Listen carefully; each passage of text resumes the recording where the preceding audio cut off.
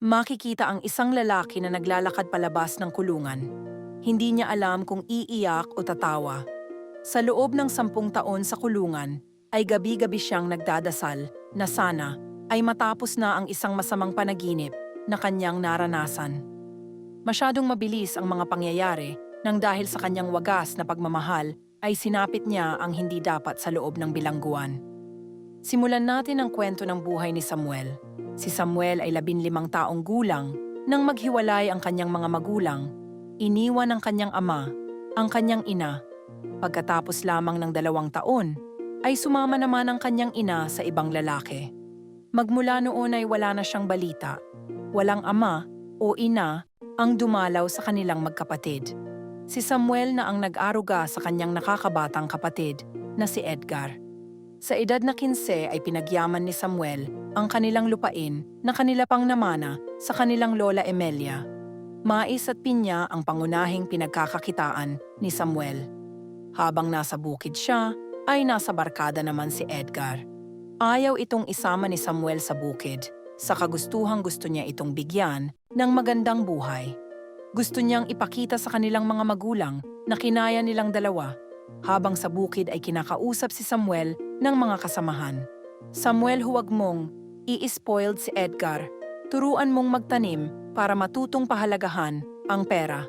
Mga mayayaman ang kasama, aba, ay nagmumukhang anak ng milyonaryo kung umasta. Tinapik ito ni Samuel. Hayaan niyo Mang Kanor, mabait po si Edgar. Malaki po ang tiwala ko sa kanya. Iniwan niya ang matanda. Wala na siyang ibang pangarap kundi ang ipakita sa mga magulang na responsable siyang kuya.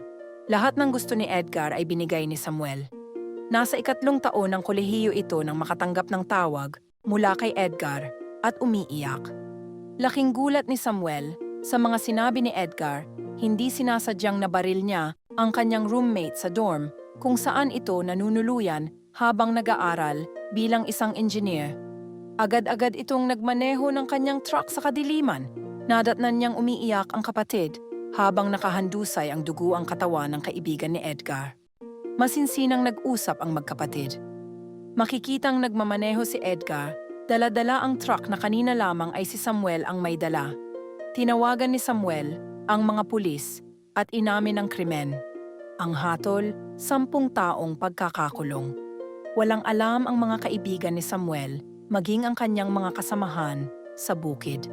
Mula nang ipinasok sa kulungan si Samuel, ay walang Edgar na dumalaw. Gabi-gabi siyang umiiyak, nagkamali ba siya ng pagpalaki kay Edgar? Sa kulungan ay tinanong ng mga kasamahan si Samuel kung bakit wala itong bisita. Tahimik na mga hikbi na lamang ang makikita sa kanyang mukha.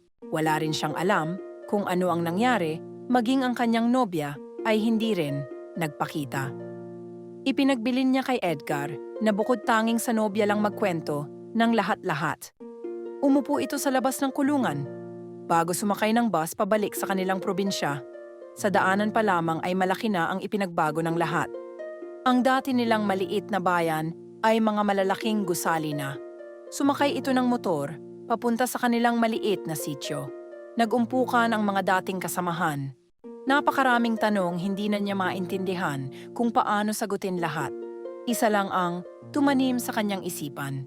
May anak sila ni Laila, ang kanyang nobya, at andon sa gitna ng kabundukan.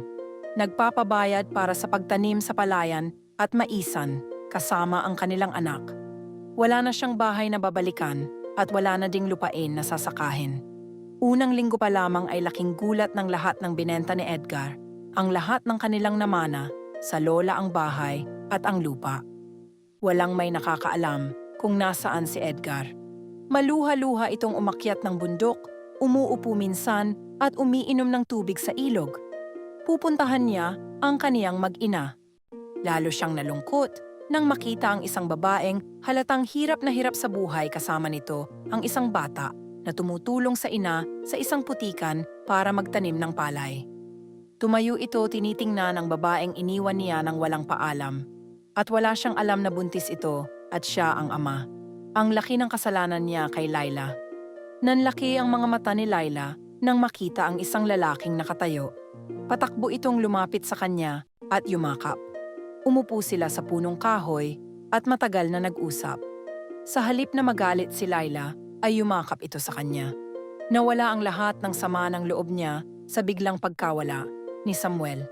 Magmula ng araw na iyon, si Samuel na lamang ang nagtrabaho sa bukid at ang kanyang butihing asawang si Laila ay taga-asikaso ng kanilang pagkain. Ihahatid ni Samuel sa eskwelahan ng anak bago ito tutuloy sa palayan. Ganun umiikot ang kanyang buhay mula nang makalaya. Nawala na sa isip niya ang kapatid. Isang araw ay tahimik siyang nag-aararo ng palayan nang makita niyang tinatawag siya ng kanyang asawa. Agad itong umuwi sa kanilang bahay para lamang magulat na may mga taong naghahanap sa kanya, mga taga-bangko at galing Manila.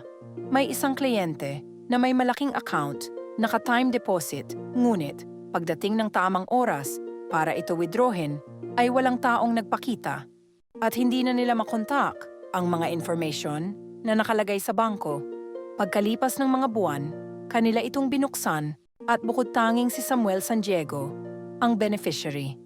Ang nagdeposit ay walang iba kundi ang kanyang kapatid, si Edgar San Diego. Makikitang nagwe-withdraw ng pera si Samuel sa isang bangko at nag-eroplano pa uwi. Seryosong nag-uusap ang mag-asawa sa loob ng kwarto.